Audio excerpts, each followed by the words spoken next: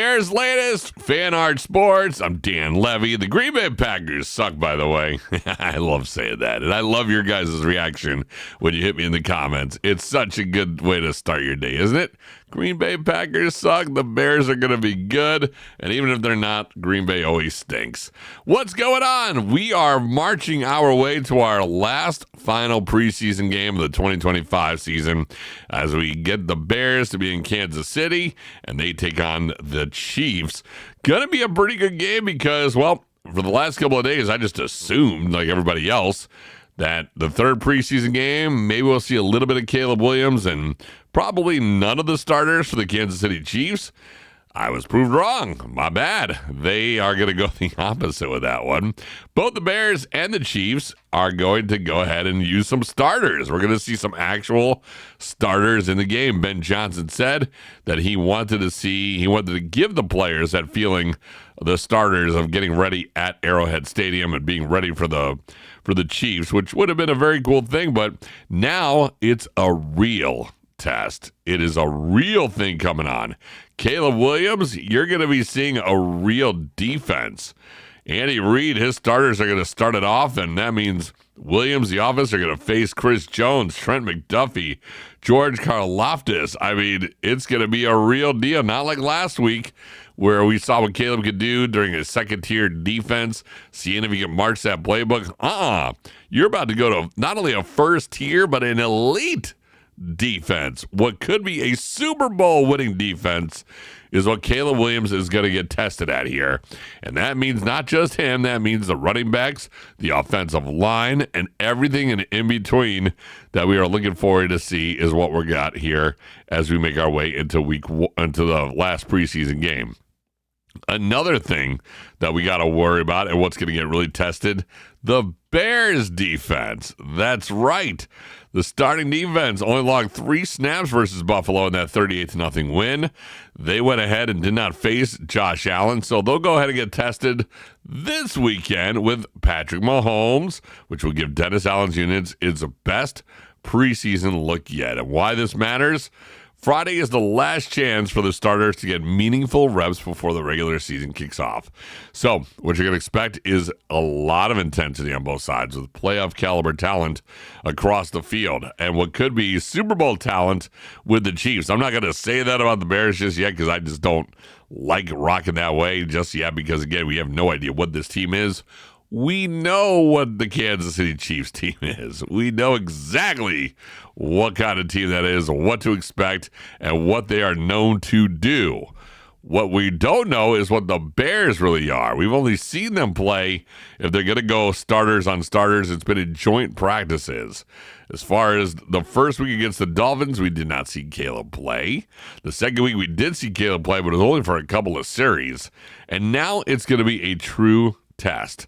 This is going to be a pretty good test for both the Bears, and it'll be a good look for the Chiefs too. I want to see exactly what the Chiefs can scheme, go and do what they are going to do with Caleb Williams. I am looking for them to throw the kitchen sink at Caleb Williams in terms of a defense, and I want to see it go hard.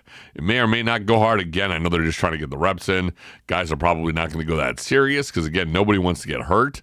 But when you got guys like Braxton Jones, the left tackle, who is supposedly getting that starting nod, he's going to get tested immediately and see if that injury is back to normal or not. So anybody who we've questioned, are they still hurt? Are they still, can they be ready for week one? We got to see right now if they are ready for the third preseason game, let alone the first game. The first game of the season, that's not even being talked about right now. This is going to be a true test, and Friday night's game is going to be pretty awesome. Now, to add a little bit more flavor to this game, the Bears went ahead and finally held some veteran running back workouts going into this one. The NFL Transaction Wire revealed that Chicago hosted 3 running backs for tryouts on Tuesday, and the 3 that were working out was Royce Freeman, Kylan James, and Dylan Johnson. And again, Chicago is looking. Rashawn Johnson is yet to play this preseason due to injury. Travis Homer missed week 2 with that calf injury. Kyle Monangai sat out against Buffalo for undisclosed reasons. And rookie Deion Hawkins suffered a knee injury versus Buffalo. Otherwise, he didn't look too bad out there. So the spotlight is going to be squarely on Royce Freeman, a third-round pick by the Denver Broncos in 2018. Out of Oregon, he was a third-time All-American, first-team All-Pac-12 in 2015. The 6'2", 238-pound power back played for several NFL teams in 8 seasons, including 2 stints with the Rams, briefly on Chicago's practice squad in December. So he's going to be one that we're kind of looking at, and I would be pretty shocked if he does not get that a look at least, or maybe just a quick sign to see what happens here. The other one that we're looking at is Kylan James, a rookie from UNLV.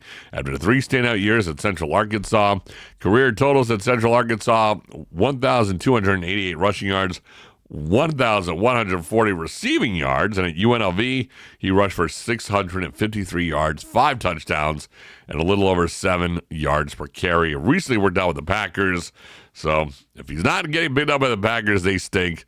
We'll see what happens that one. The other one is going to be Dylan Johnson, one that we are looking at. Entering year 2 in the NFL, 3 seasons at Mississippi State before starring in Washington in 2023.